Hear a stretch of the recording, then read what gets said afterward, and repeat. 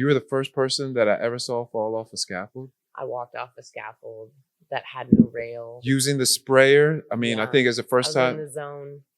I think it might have been one of the first times seeing a sprayer up on the scaffold, and like the combination of the two, I was just like, yeah, we're doing big pieces. 2-story flat platform with no rails, and we were doing a fade, and I like stepped a little too far to the left and stepped straight off the scaffold and wham, smashed my head, squirted blood. Your head is healed wonderfully. Oh my God. Me and Tim, our jaws just hit the ground.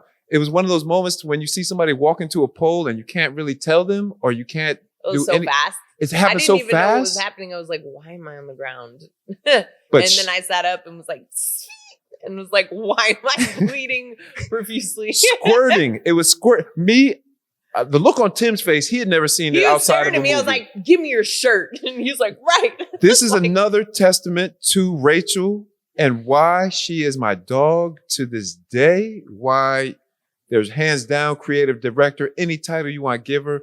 When I saw Rachel bleeding out of her forehead after falling and me and Tim's jaw was just on the ground, Rachel was the only one of us who was composed. I think Steve Anderson was out there for a minute. Shout out to Steve. But Rachel was laying down. She gathered her, she was a little, dizzy, but she was like, somebody give me a t-shirt. And Tim just instantly just took off his shirt. Like, somebody call my boyfriend. She was like giving us instructions. And mind you, me and Tim are just like,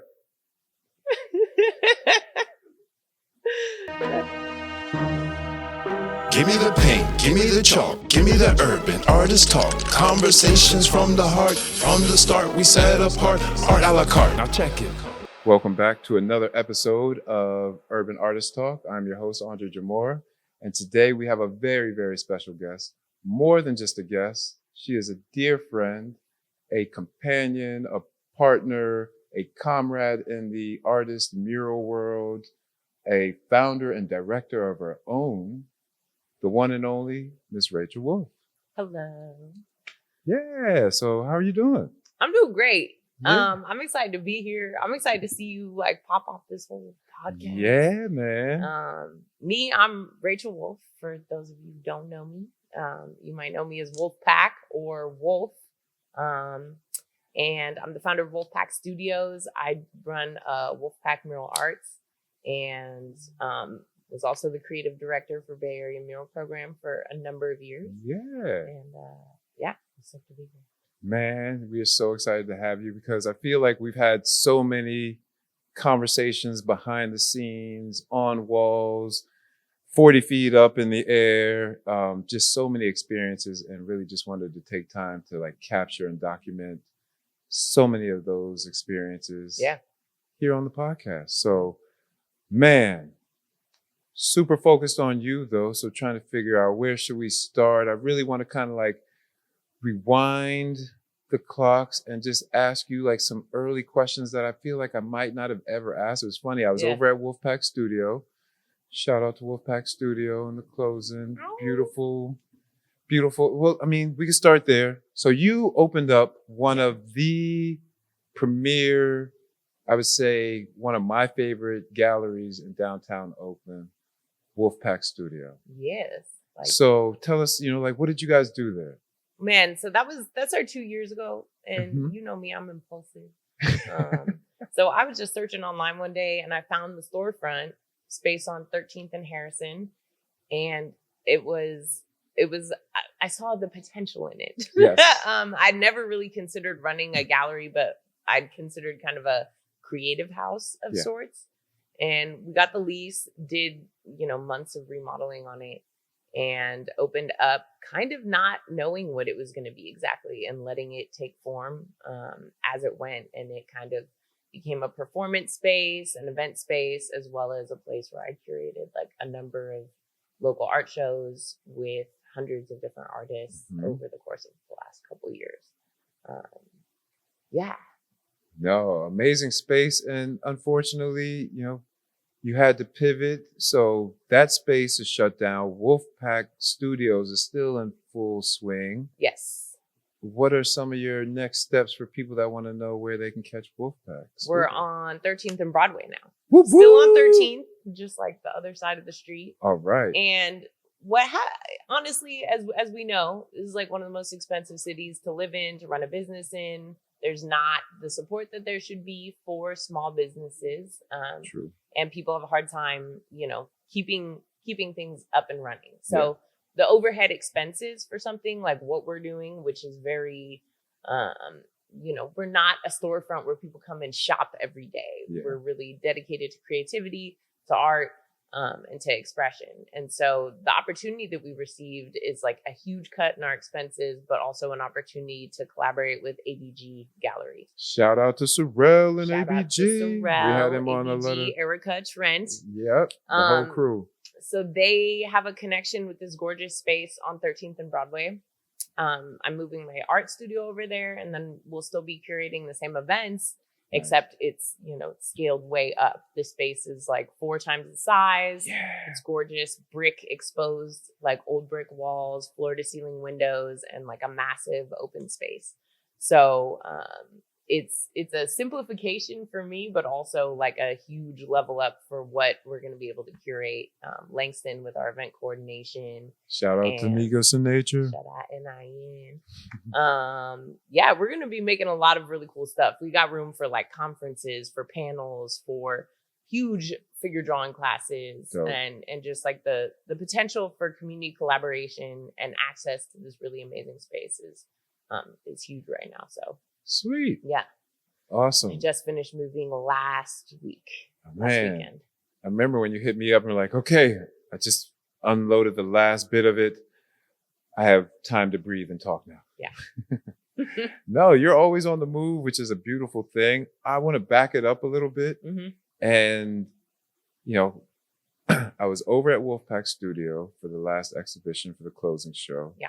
And I saw some of the most rare Rachel Wolfe artwork that I've never seen before. I think it was from your childhood. Rated mom's stash at the crib. Rated mom's stash. So talk to me about your artistic journey, and when did you know you were just an artist? I attribute it to partially being an only child, but I also think it's in the DNA because I've seen like my birth parents' artwork, and both of them have a natural inkling towards it. But it's been forever, like, all of those. I mean, I was no Michelangelo. I was a kid making art, but I've always been making art and took it really seriously. Even straight out of high school, it was obvious that my passion leaned that way, and I was lucky to have people in my life who supported that and believed that something is possible there. Yeah. So, straight out of high school, I took, a few classes in community college, figure drawing, stuff like that. And I started live painting at a lot of like concerts, raves, electronic music shows, stuff like that. So I was a little raver kid in Oregon, just painting everything. We had a little, we had a little squad that we would get hired to do these collaborative pieces. So we, did festivals up and down the West Coast and would pop up with a big canvas and work with like 3 different people on blending one canvas together. Awesome. So I learned a lot of my like artistic education really came from collaborating. YouTube University, of course, YU. Mm-hmm. Got a few degrees from there. And just practicing with other artists, watching people paint, I feel like is one of the most beneficial ways for me to learn. For sure. And so picking up game, traveling around and collaborating was like a big part of that start. Mm-hmm. Yeah. So before Wolfpack Studios, I would say most people know you as a muralist. Yeah. So speak to me, 'cause I feel like that's right around the time that we met. So talk to me about your mural career and your mural journey. Yeah, well, BAMP was a big part of that. I had already painted some walls, and I always enjoy the way that you get to portray a message to outside of the confines of a gallery. And I love to be outside. I love to move and to be physical. So mural painting was a natural direction. And then I did the BAMP competition 2018. Yeah. which is where like most of us met. Yeah. At that art clash, that was 2018. Shido, Zoe, Timothy B. Mm-hmm. Who else was there at that? Yasmin. Right? First time working with Langston as a, because me and Langston had known each other, but that was the first time him hosting an event of ours. So shout out to, even Langston. And he did a great job that night, just being able to like call out all the vendors and put them on shine. No, top event host. Top event host. Absolutely. Yeah. And sorry if I forgot anybody else who was there that night, but yeah, wonderful night, magical. Still know and hang out with most of those artists. So winning that competition, I think somebody sent me like a ad for it. And I was like, okay, I'm gonna do this. I'm gonna like practice beforehand. I like ran over my design digitally. I tried it out once on sketching and I was like, okay, I'm ready. I don't even think I've heard this story. Yeah, I prepared. I was like, I need that.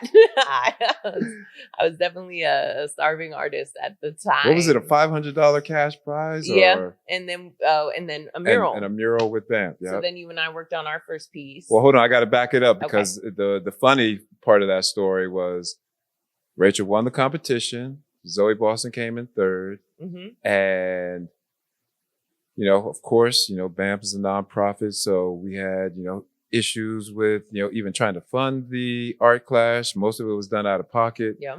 So our clash was done. Rachel had won.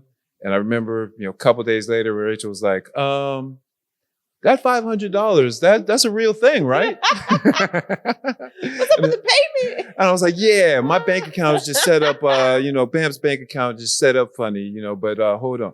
So we did finally get her the payment, and I was super stoked to do 7th of West. Yeah. It was our first mural together. Yep.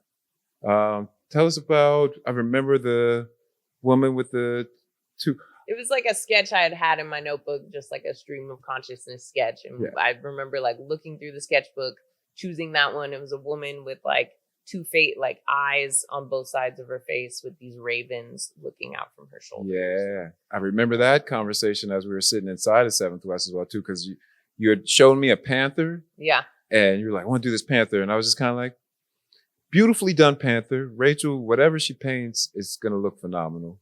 But I remember seeing the panther and being like, we in West Oakland, this is Panther Town. Not like you need permission to do a panther, but let's stay away from the panther. Yeah. And then I remember you showed me something else that kind of looked like my style. And I was like, that's dope. I see you're diverse. You can work, in different people's style. But I don't want to see, this mural doesn't have to look like anything that I would do. Right. And then we settled on that because that was something like totally different from, I remember even early days of even using the can and was just kind of like, all right, I'm going to watch Rachel work this can because it's a different style. Your technique of overlapping colors. Rachel, I'm the color maniac. Is a color maniac. This is why she ended up, this is why she is our creative director, because Rachel can take 4 colors that almost look exactly the same, just variations of them, and blend them in a way and then set them in different places. And you're like, No, my paint organization, I had you. I was like, gotta organize paint every day. Gotta put them all in gradient order. Yep, in gradient order, because when you're working, yes, if you want a tight palette, you gotta make sure it just speeds the process up. Your pink purple versus your blue purple versus your purple purple. Your purple will get you guys. So yeah, that was your first mural with BAMP, and first in the town, really. First one in the town, yeah.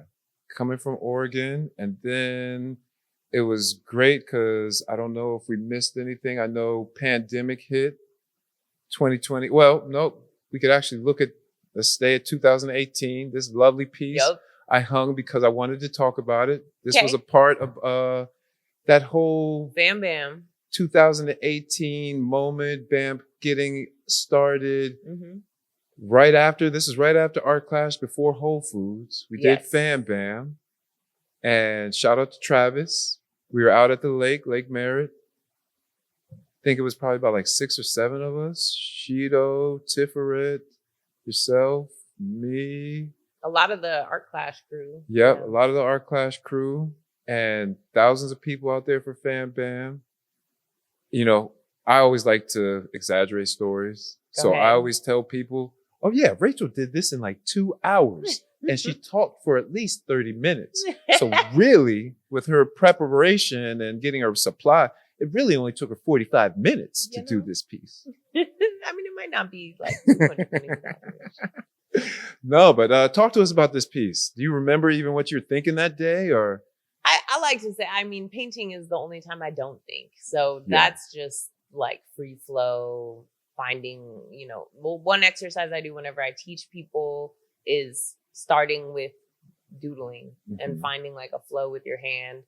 And that's what I do when I'm kind of painting on the fly too, is just like throwing some lines down, getting some geometries, some kind of structure, and then building within that. Yeah.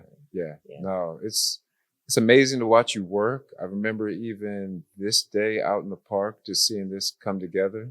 Because I was working on a piece myself, but every time I looked over, you know, there was a shape, then there was a drip, and then there was an eye, then there was a form, and just, you know, the way you puzzle piece, but yet still kept it so organic. I was just like, oh.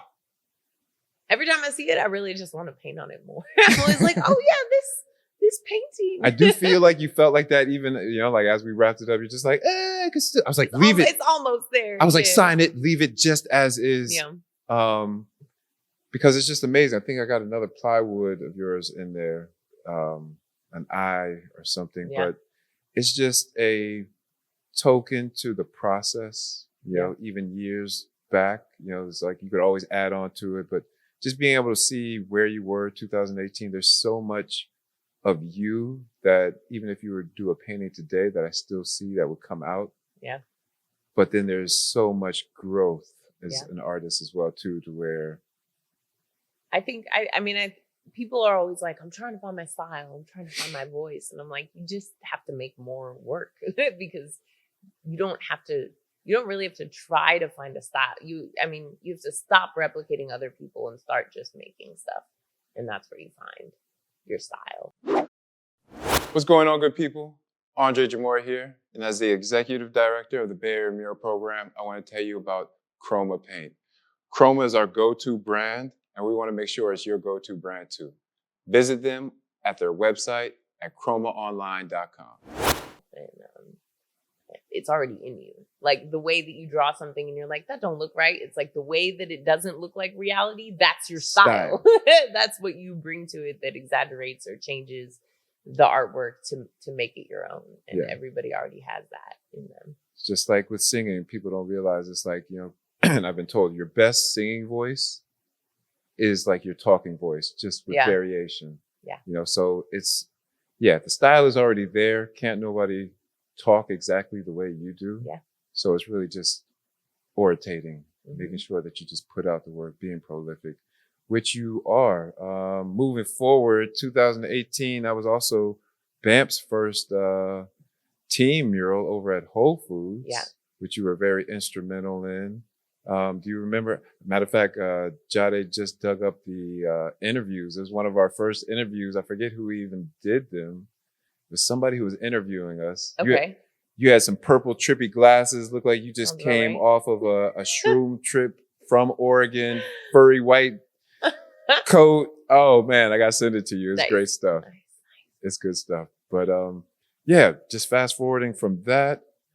As the creative director of the Bay Area Mural Program, are there any moments that stood out to you as highlights, funny moments, favorite moments? Oh man, I mean, many. Yeah, that was really finding creative family. I feel like, for the first time in a long time. When I first moved to Oakland, I lived with some artists who really became family, and that was in 2011, 2012. So I was 21 when I moved here. I'm 33 now. Wow. Yeah. So I had like an artistic family, and then, you know, people disband, everyone starts going their own direction, becoming adults.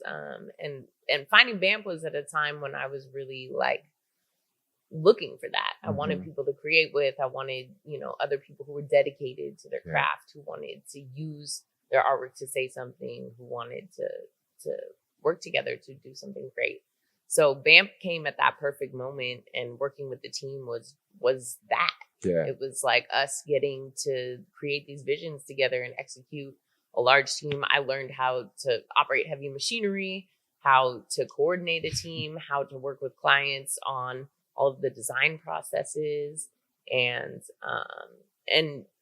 leadership, which I feel like I learned a lot from you being a father and having this grace with people and your ability to coordinate these chaotic situations and these public murals. And I'm like, what is going on? And Dre's mad calm, like just like, it's okay, you know. And I'm like, okay, cool. This is how we work with kids. This is how we work with youth. This is how you make a mural happen with middle schoolers. The seniors over at the Rosa Parks Center in the Fillmore.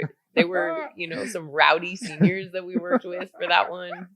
And the process of like holding a community meeting, how do you gather ideas from so many different people who have so many different stories and honor them in a way that really like reflects the people. Yeah.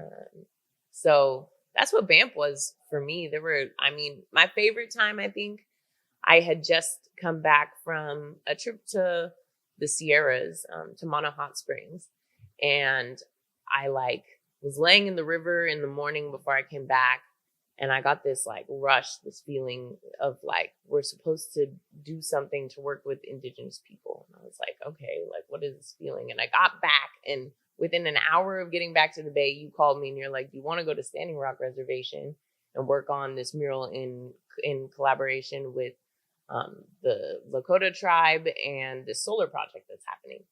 And I was like, okay, that's where I was getting that feeling from. That was like a real feeling. I'm like, yes, obviously, yes. So that was probably one of the most amazing trips that I've been on. And that was very like, we drove out there with a small crew. We did not have a big budget, but, you know, just the process of like, really like community outreach. A lot of time people are like, oh, we made a form and it's on the city website and people have had a chance to fill it out. And it's like, that's not community outreach.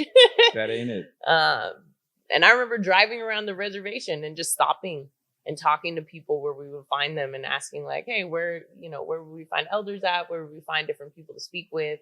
Pulling up to the church. Speaking with people about what they wanted to see, and them saying that Chief Sitting Bull, that these certain animals, that certain landmarks and places in the landscape that were important to them, and how agitating it was to the missionaries, because we were in the church that the missionaries had built there. And I remember watching them get agitated and watching them get upset as people pulled out pictures of their ancestors, as people spoke about Sitting Bull, as people got this ancestral energy starting to stir. And this, you know, this feeling of like us being like, we want your stories. We're not here to whitewash your history or this building for you. We want it to be real. And working on that project was incredible. I remember the pastor would drive by in the car with all the windows up and like scowl at it. And multiple times different missionaries came up and were like, are you going to put Pastor Boots in the mural? And we're like, next to Sitting Bull, you must be out of your mind. But you must not have known who you hired. No, and that's one of the things that I was really super proud of. And the whole reason of, you know, even forming BAMP was to give voice to the voiceless, to give those larger than life representations to people of the community, but also just feel like they're not seen or heard. Which we don't have monuments, you know? Right. Not the same way that you see the sculptures of men fighting and angels and all of these kind of Renaissance era monuments. Like, we make our own monuments. Yeah. So that was a very powerful trip. You know, everything has a, you know, funny tale or two with it. Well, number one, yes, the amount of dedication. I remember that trip right there is when I gained the most confidence in you and Timothy B. Yeah. Because we had 4 days to paint the side of a gym. Like 200 feet long, probably. 200 feet long. We needed a ladder to get to the very top of it. And within that 4 days, we found it very important, like Rachel said, to use like a day to just go around and ask questions, see what people, before even like, we came with no preconceived notion, no mock-up, no design. Cause I felt like, that's, a part of the colonizing, just coming with your intention and what you want to give these people. And it's like, no, want to hear what they have to say. And even if it's a challenge, which I remember, Sitting Bull's feathers were a challenge, and that's me and Tim wrestled for like a good 20, 30 minutes. Rachel was like, I got it. Move out of the way. I got it. But I know I gained the most confidence in you and Tim with that project because 4 days, one of them was lost to community engagement, 3 days to paint. Barrett wanted me to go over 100 degrees. Over 100 degrees. Barrett wanted me to shout out to Barrett and give power. We're about to do it again and again. But he wanted me to go around and shake hands and meet people. So I was like, okay, Tim, Rachel, this is really on you guys. You and, shout out to Oni and Jade who made the trek with us. So they were, doing big fills, but really you and Tim not only sat up all night after talking with the community, Rachel and Tim sat up all night and did 2 different designs that they combined it into one so that we could paint the next morning. So I remember after that trip, I was just like, these are my dogs. I will travel anywhere on the face of the earth with these 2 and paint and just hang out. Funny story. And I was waiting for Rachel to comment on it. We did drive cross country. And it was the first time in my life that I received 3 tickets. I wasn't going. In one trip. Now, for anybody who's been out to the Midwest or Stand and driving across this country, there's a lot of flat space to just go. So much flat space. And I remember I think the funniest story was when we were leaving from painting one night. We would stay out and paint until the sun went down because, like we said, we only had 3 days. So we stayed out all day until the sun went down. And it was a little cooler after, 6. And we would just burn out in our Airbnb because we were painting on the reservation. And we were like 30 miles or something. The closest from our town was like 30 miles away.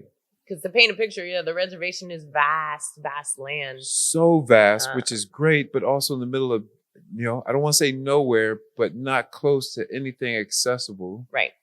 So Airbnb. So I'm trying to hightail it. I'm already tired. I just want to get in bed. We got 30 miles to go.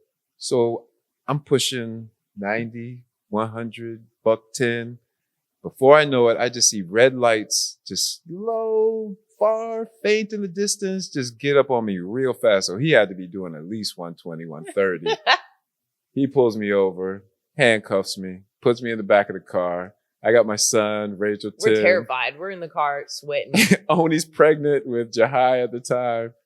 And I can't even, I'll let you tell the story from the car, but inside he's just like grilling me. He's like, you're on a reservation? And it's the reservation police. He's like, if you hit a bison, because plenty of bisons everywhere, they're like, you will kill the bison and kill yourself. And I was like, no, didn't know that. Even if you hit a deer or a rabbit at this speed, you will die. And I was just like, okay, my bad. So sorry.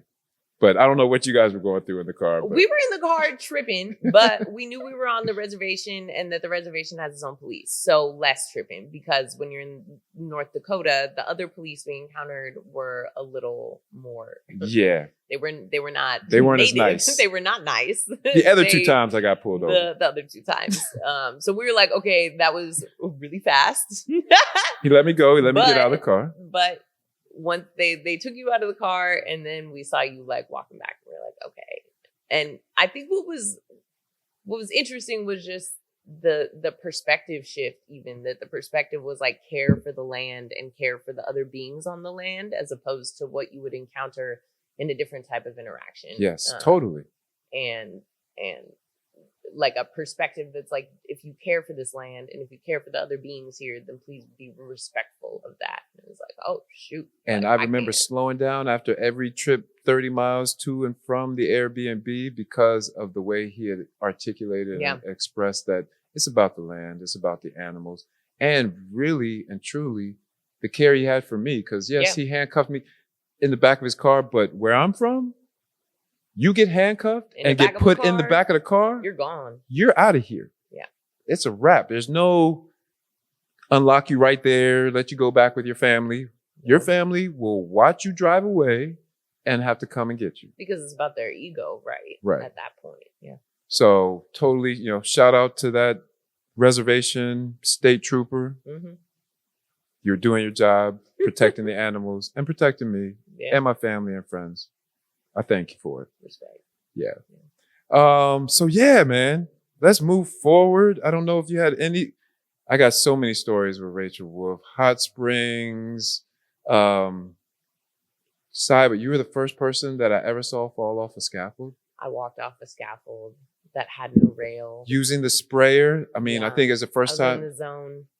I think it might have been one of the first times seeing a sprayer up on the scaffold, and like the combination of the two, I was just like, yeah, we're doing big pieces. 2-story flat platform with no rails, and we were doing a fade, and I like stepped a little too far to the left and stepped straight off the scaffold and wham, smashed my head, squirted blood.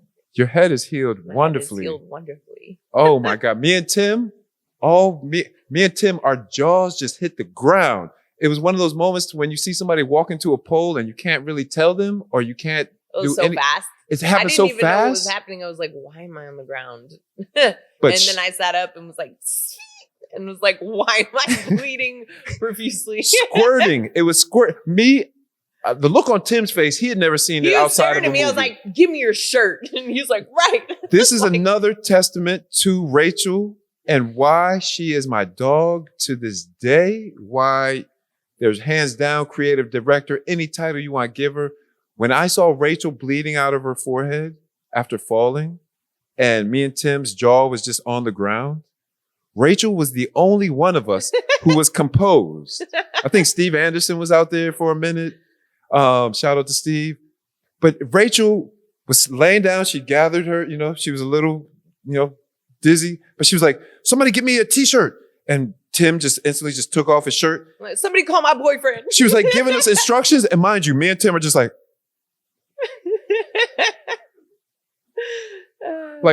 no applying pressure. No, we didn't want to touch her. We were just watching and like. I broke my elbow and I had like landed on bricks. So I had a pretty nasty. Probably as if I was standing on top of this wall here, like 10 feet or so. Yeah. So once me and Tim came to, because you would have thought me and Tim fell off the damn scaffold the way we were just stuck. But once we came to, we were just like, okay, we got to get her to a hospital. Yeah. And I remember putting you in the car. I remember rolling a spliff because I needed to smoke. And I wanted to keep you up. And I was just kind of like talking to you. We had your head. Oh, before that, you were like, give me some crazy glue. And we were like, crazy glue? What's she going to do with the crazy glue? This shit shut, and she's like, this is what they do in the hospital anyway. And me and Tim were looking at each other. We were like, yo, she is gangster. She put some glue on it, put the t-shirt back on it. We jumped in the car, hightailed it to the hospital. But I just remember so I'm smoking and I pass it to Rachel, but I'm wondering if it's going to make her too calm, if she's going to pass out. I'm seeing her like just kind of like close. I'm like, nope, no more smoke for you. Talk to me. So yeah, life. How was? That was smooth though. I made it to the hospital, they x-rayed me. I had a broken elbow. And that is why you are just one of the baddest because, and we were talking about this on several of the podcasts, but I forget specifically who we were talking about, just the dedication that you have to your craft. Yeah.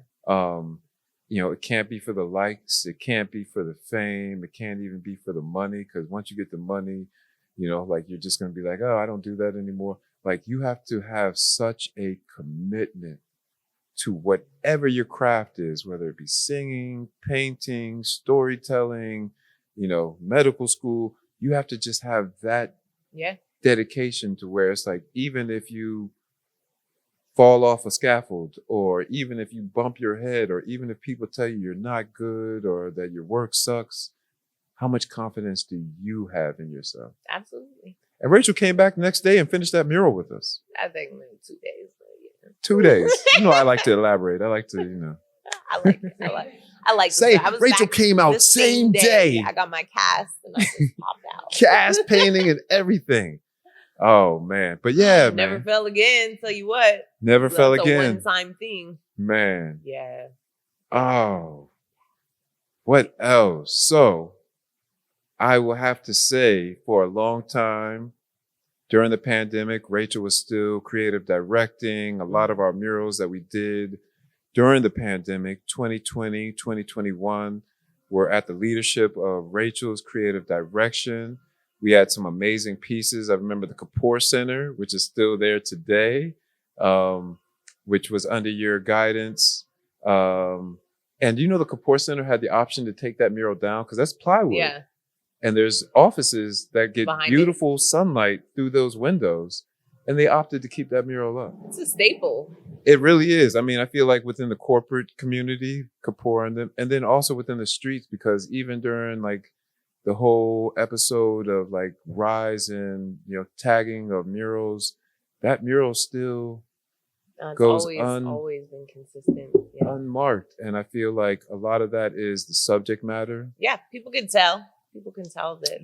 A lot of it is, your leadership and just being able to see that was a BAMP mural that was done during the pandemic while artists were, painting the street and really trying to give a voice once again to the town. I remember the pandemic and thinking like, oh, every major city around the world has got to be painting up their city and just, artists hitting the streets and painting. And I would call New York or I'd call LA and people were just kind of like, no, we didn't get that memo. Yeah. No, they're not paying us to do that. They're like, it's not about getting paid. Do you see all the plywood? They're like, we got a little plywood. I'm like, paint it. And they're like, eh.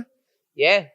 Yeah. Oakland was the next day. Like I remember going out into the streets just to see, like, I was like, I don't know what's going to happen tonight, but I saw like all of the, all the organization were like, we're going out tonight. I was like, all right, I want to be there. I hung back and like watched everything. Mm-hmm. It was wild. Like it was. And then the next day coming out and seeing people painting immediately. And that was how I felt too. And I remember that was when you, Artistic, Tim, Sorrel did the Black Lives Matter in the Street piece. And then 15th Street was activated. A bunch of people came out and painted that day. Yep, they put the parklets up and, just trying to take, ownership of the streets and just, sending that universal message and solidarity with DC. Yeah. And then we did the one over in San Francisco in the Fillmore. Shout out to AAACC and the Twins. And really just trying to give, once again, voice to the voiceless. During that time, we had also did youth empowerment. Mm-hmm. And I remember during that time as well, you had started doing what I consider some of my favorite murals in the town. Mm-hmm. We put them on the mural tour, but the one over at the Tribune Tower. Yeah. And then the one on the back of Youth Radio. Mm-hmm. Would you like to speak to, the process or even either one of those? I mean, at that time, I was still very like finding my grounding. I don't think people really knew anything about my work on like a large public scale. And I remember calling Hassan with, he was running Endeavors, and he was like, oh, hey, do you want to paint the Tribune? And I was like, the Tribune Tower? You mean the Tribune Tower? Like one of the oldest buildings in downtown, iconic clock tower. I was like, yeah, sure. Like, I don't really believe this is going to happen. And one thing led to another. And he pulled off, getting this historical wall and getting total creative freedom on it. Nice. The piece that I painted was something that just struck me as I was driving. I've always, I was a dancer as a young person. I did dance team and all this different type of stuff. And so I've been passionate about dance. This woman came through my timeline, and watching her dance, I was moved by her energy. I used it as a subject matter that I was building on for this mural design. And the concept was to tell the story of movement in our DNA and her moving from her African ancestry into a modern day clothing. So as she's dancing, you see this transition in her wardrobe. And there's even a little nugget. There's a little white Easter man egg. bowing down to her. So if you are on 13th, go check that out. Yeah. But that was incredible. And then the idea struck me from this scene in Rise, which is about Crump in LA. Mm-hmm. And this powerful montage where they're mashing up African dance and Crump and going back and forth and showing the similarities in the body movements. And the idea came from that. And it turns out that the woman who I painted, I ended up getting a hold of her, and her now, I think, husband was one of the producers on that film. No way. And at that time she was wondering, like, is this really my dude? Da, da, da. And she had come to see the mural, and she was like, why did you paint me like this? And I'm like, well, the movie Rise, and I get the word rise out of my mouth, and she starts crying, and she's like, my husband was a producer on, like, or the man who I think might really be my man is the producer on that. And I keep getting all these signs that we're meant to be together. And she's like, the fact that you did this because of that, and you chose me, like, all of these magical things align, like, that's so dope. Are you an artist struggling to sell your artwork? I know the feeling. I've been there, so much so that I decided to publish a book, The Art of Articulation. This book will help you not only navigate the art world, but give you the vocabulary to step into a room with confidence so you can sell your artwork. Pick up this book on Amazon today. And so that was a really, like, special cosmic moment in art. Yeah, man. Yeah. It's just a powerful piece, and we talk about it every time that we go on a mural tour. Yeah. So we, as you know, we do mural tours through downtown Oakland, and that piece probably gets the most talk, not only from the viewers and the participants of the tour, but even for myself. Yeah. I feel like there's just so much to discuss and talk about. Like you said, the transition. We play a little game with the students that go on the tour, like find the things that transition from start to finish. Not everybody finds the Easter egg of the little, businessman bowing down, the suit bowing down. And it's so funny, even with myself, when depending on who I have on the tour, sure. whether or not I'll point it out. And then sometimes people will point it out and I'm like, great, let's talk about it. Yeah. And I don't want to assume, but I guess I always do when I'm on the mural tours, and I kind of like start riffing about, like, what the artist was thinking. But with your diverse background, yeah. And this is what I tell people, because I feel like it makes it more interesting of a story, than even if me as a Black male artist was to paint a white man bowing to a Black goddess. Yeah. Just because of the layers to it. So do you want to, just speak on, just that, yeah. I mean, as a mixed race person, yeah, I occupy both worlds, and I have occupied both worlds, and all the spaces in between, because I'm ambiguous. So if I go to Mexico, people and speak Spanish, people are like, "Are you Mexican?" But yeah, it's a powerful space to occupy as a mixed person, because I speak multiple languges. People talk about code switching, and I'm like, for me, I'm not code switching. I'm just being all the different aspects of myself. And at different times, I'll bring a different piece of me to a room, as would anybody intelligent trying to communicate with anybody. Naturally. That it's a superpower to be able to understand multiple realms of being and multiple types of consciousness. And what it takes to actually get your message across. Like, do I have to speak, very articulate? Yeah. Do I need to sound like I'm from the streets? Because these street niggas only understand if I talk like, like, being able to not, like you said, just be able to articulate in different realms is very intelligent. Like if you go to a different city, being able to know even the terminology. If you go to a business meeting, knowing that terminology, it goes a long way. Yeah. So, I mean, especially putting like a white man bowing to a Black woman, like for me, the white people who are in my life are not offended by that. They're like, oh, that's funny. You know what I mean? But like, if it rubs you, then like, let's rub talk you. about it. You know what I mean? Let's talk about it. But Black women deserve to be bowed to. They are behind closed doors. It's just they need to be bowed to in public. Absolutely. Yeah. Yeah, but not like how it got weird in 2020 where people were really doing that shit, because that was weird. Yeah, not I mean, it's just the honor and the praise for 2020 being was not a real time. No, it really wild. wasn't. Honored in the way that you did, and shout out to the West Oakland mural project. Yeah.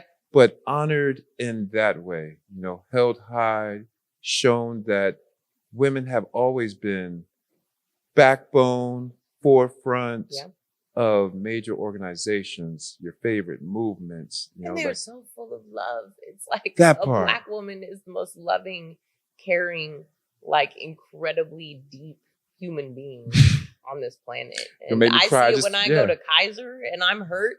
The people who help me are the Black women who work at the hospital. Mm-hmm. They see when you're suffering and they care, you know, and there's so much power in ancestry and so much power in Black women.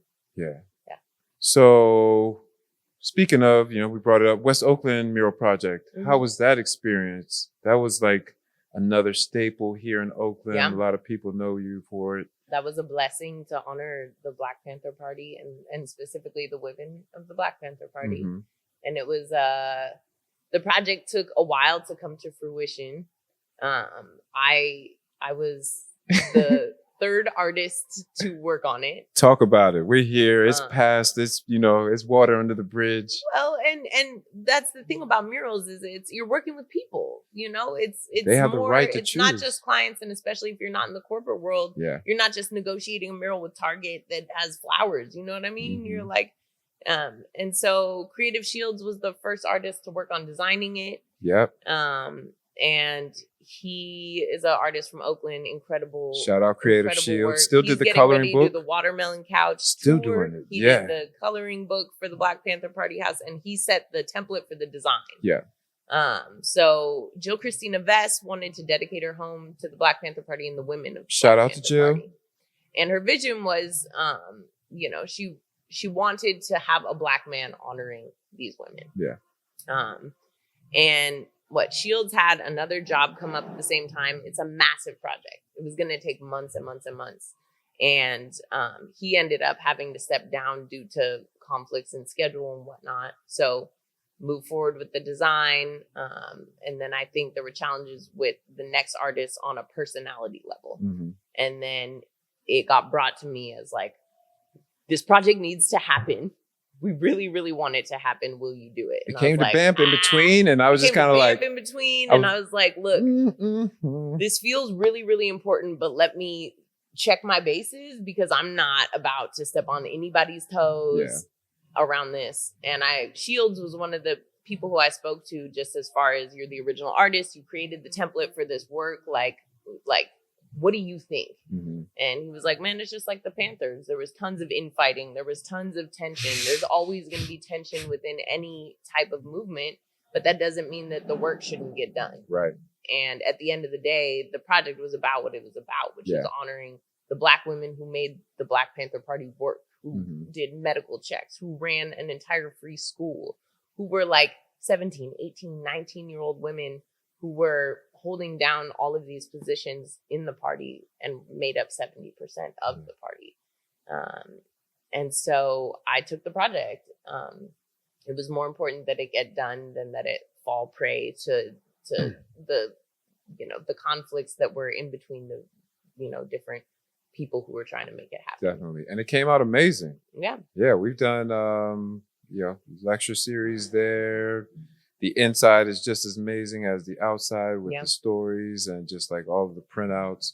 So yeah, man, just, you know, whenever I see that mural pop up, it just always makes me proud. I see you guys did some recent work on it, just kind of touch up. We did a little bit of touch ups. I added a Palestine pin to one of the lapels. And then the house itself, it has 3 women who were photographed by Stephen Shames, was the photographer. Mm-hmm. And they're black and white photos that we brought to life in full color. And one woman is holding her baby, one woman is holding a shotgun, and the other woman has her fist up. And during the process of working on it, I had somebody pull up in their car, and he was like, "Is that my auntie?" And I was like, "I don't know." I pulled up the reference photo, and I was like, "Is it?" And he's like, "Yeah, that's Dolores Henderson. That's my aunt." Wow. I was like, "Dang, okay, cool." And he's like, "What's her sign gonna say?" And I was like, I don't have a message for it yet. If you want to call her and find out and come back and let me know, I'll put it up. So you see, we've come too far to turn back now. All power to the people. And that's because he left that day, called her, and came back to me and told me what to put on the sign. That's community engagement. Yeah. That's when it really, you know, like I'm getting goosebumps because that's when you do public art right. Yeah. You know, even as amazing as your artwork is, you know, the appearance. That piece is not about me. Like that piece was about bringing to life this vision that had all these other people build up. You know, we had the photographs, we had this, but we really wanted to pay tribute to Emory Douglas, to Asali Gail Dixon. We have a Sada Shakur quote on the back of the house, and really honoring like the style, the era of the 70s for the font and stuff like that. But then making sure that the images aren't in black and white, so they give you this sense that it's this old past. It's like, a lot of these women are alive and live in Oakland and continue to do the work. A lot of people from that whole era are still here and they're still doing the work. And so bringing it to life in a way that it feels like they're in the flesh with you. Yeah. No, you definitely captured that. So as you mentioned, the edits on the mural, the Palestine piece. Yeah. How important do you feel for an artist to make activism when they're doing public art? Yeah. How important is it for a public artist to include activism in their work? You know, I think about this a lot because there's like a lot of quotes where people are like, the role of the artist is to reflect the times or to disrupt or to, you know, whatever. And like, I think there's as many reasons to make art as there are types of people in this world. Facts. I know for me, it's impossible to separate my human experience and my connection to all of creation from what I create. Right. And I am not blind. I see the things that are going on in this world and they disturb me greatly. And if I were not to use my life force to at least bring my gift to shine light on things, to make change where it's possible, to support different organizations and causes that are doing this, which I feel lucky as a muralist. I'm in a pocket where like, I don't really get hired for corporate gigs. I've applied, but they're not taking me. You know what I mean? I get hired by community organizations. Like the project I'm about to work on is BACS, which is Bay Area Community Services. They have been serving, you know, the Bay Area for decades, doing work on homelessness, doing work on social justice, doing work just helping all of our community members stay afloat here. I recently started a teaching position at Solano State Prison. Nice. So I've been doing that once a week. Yesterday was my second class. Awesome. And so we're doing a mural class there. And I do 2 classes a day, and then we'll be painting a mural in the yard at the prison and one in the gym. Dope. And that's actually connected through Liv, who you worked with in Philly. Okay. She was their past teacher and she just hooked me up with this. Sweet. And that's been incredible. Small world. Teaching kids was like my gig, you know, a couple weeks ago. So I feel like I love to be with people. And I think that that's like the missing ingredient a lot of the time when people are like, my art, I don't know what it's missing. It's like, it's missing you, and you're like fierce love of life and people. And I think when you like, that's key to me. And I bring that into everything. And I feel like, you know, you hit the nail on the head. It's more than activism. You know, it's really, activism is a part of that livelihood. You know, when you see injustice in the world, especially with people you love, people that look like you know, people that standing up for ideologies that you resonate with, you can't turn a blind eye to it. You know? It's activism. It's just doing the right thing. It's like being a person of conscience. Right. It's like, does that need a label? Being a person of love, you know, and not being okay with like letting things devolve. Right. Yeah. So we worked on a Palestine mural together. It had a short run. It was very controversial. I wanted to speak on it. It's just, you know, I feel that there was a lot of things, you know, with our Palestine mural, you know, of course, you have the conflict that is at hand, the genocide that is taking place. Mm-hmm. We wanted to represent that. We had also gotten into like a graffiti conversation about, graffiti and murals, but just along the lines of like activism. What motivated you to want to paint that Palestinian liberation mural? I started the design. Because when you called me, I was all for it. You were ready. I knew you were ready. No question. I was like, Dre is the one. Yeah, man. I created the artwork out of that like just the raw feeling. But I also brought into it the dabka, which is the Palestinian dance. Yeah. And that's been a form of resistance that's been brought to they meet at the wall and protest and dance. And I think it was every Friday that they would go there. Mm-hmm. And I was inspired by this footage of them dancing and by this legacy of dance and culture as resistance, of maintaining who you are and maintaining the practices that matter to you, even amidst the chaos of war and even amidst all of this, that it's a way to raise your spirit and to raise energy. And central to the mural is the dancers. And then there's also a Palestinian woman with her keffiyeh on. And then you added the rubble going into the scene of Bisan, where she's taking a photograph of herself in front of the rubble. And shout out to DJ Ignacia for the image amazing of work. Bisan. Yeah. That was just important for me. It was like, we have tons of Muslim neighbors, especially on that street in particular. I've been working over there for the past 2.5 years, and I wanted to put it somewhere where I knew people are going to see it and feel loved. Yeah. And so that was part of why we chose there. And then, the situation with the graffiti got graffitied over. I don't think it was, it wasn't necessarily a Zionist tagging. I think it was more so just street shit. And we did paint it on a wall that had a ton of graffiti on it. Yep. And has been a hot graph spot. So there's tension around taking over the real estate with a mural, yada. At the end of the day, it wasn't, to me, it's like, it's not about that. So I don't want to make it about that. It's not about the beef. Yeah. What it becomes about is needing to strengthen ties between the communities. Totally. So that because those are people who are incredible artists. We should be working together on things. And that's where, BAMP decided to not like fight the powers that be. I had to do a lot of internal like searching after that process. Just kind of like, okay, what is the issue? And I really, took it back in and it was just like, wow, I've been doing BAMP for, 5 years now. I haven't just gone out and painted in these streets. Yeah. Just for the hell of it, since me and artistic in a hell of a long time. Me and artistic, shout out to Kiss My Black Arts. We had him on.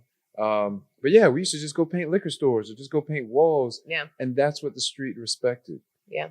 And we took that energy into BAMP and people respected, the forming of BAMP. But then after a while, people were like, but BAMP ain't out in these streets. Right. And I felt a little bit of that energy and I didn't feel like that was totally it, but it made me do the soul searching. We linked up with some graffiti artists. Shout out to Pingo and Chef 4415. And then we painted up the CVS over in Emeryville. And then we came and did the CVS on Broadway here in Oakland. And you got to damn participate. Near a graffiti museum. Like, it is a graffiti incredible museum. Yeah. It is probably over 50 of the Bay Area's finest graffiti artists. And the golden nugget is you got to do a piece of someone wearing, her Palestinian garb and kind of like full circle being able to like still have that, Palestinian liberation representation in the streets. Yeah, man. Yeah. I mean, I'm proud of Bay Area for seeing a lot of it. I want to do, redo the piece somewhere else. Yeah, we have to. Yeah. Yeah, we definitely have to. And I mean, so much that we got to do this. Let's see, August. Yeah. So we have time. Matter of fact, I know for certain there's a lot of more projects that me and you have to work on, Rachel. Yeah. Hopefully, God willing, we'll be headed to Africa together this year. Yes. And we'll keep people posted on that trip, where we're going, what we'll be paying. So I was telling Tim was like, I want to go on the trip. And I was like, Tim, I'm down to go, but you of all people know, this is going to be like Standing Rock. So as much as I want to go on vacation in Africa, this is not going to be a vacation trip. You're gonna pull up and work? I have to express it to even the participants that go on the trip, that this trip is going to be one of installing solar again, but we're going to have probably about 4 or 5, because we want to spend a little bit of time in Nairobi, in the city, so that people do understand that Africa does have urban life. So we'll do 3 days in the city, but like 4 days are just going to be off grid, no Wi-Fi. We're going to install solar, so they have no power whatsoever. Yeah. And we're going to just be out in tents. Yeah. So we're not going to be glamping. It's just going to be... It's camping. It's camping. Straight. But it's going to be rewarding. We're going to do the same way as we did in Standing Rock. We're not going to have any preconceived notions or designs. Yeah. We're going to go talk to, because it's a school. They don't have any power. They do all of their classes outdoors. And we really want to, do what we can. And we also want to make sure that their voice is heard in creating this mural along with the solar panel. So no preconceived notions. We're going to just go hear what they want to say. And I feel like this is also what I love about the work that we do in this manner. Sometimes I need, give me squiggle grid, give me projector. This has to look exactly a certain way. But there's a certain reward about working with community, and that unknown factor of like, ooh, I wonder what they're going to give me this time. Yeah. Is it going to be black crows? Is it going to be orange flowers? Is it? Yeah. Let's see. Yeah. So I'm curious and I'm excited. So hopefully. Oh, I'm juiced. Yeah, man. Yes. Yep. So we'll keep you posted. But that is all the time that we have today. We got to bring Rachel Wolfe back for another episode so that we can just get more caught up with all the things that she has going on. But stay tuned. This is Urban Artist Talk. We'll see you next time. Peace out. Peace.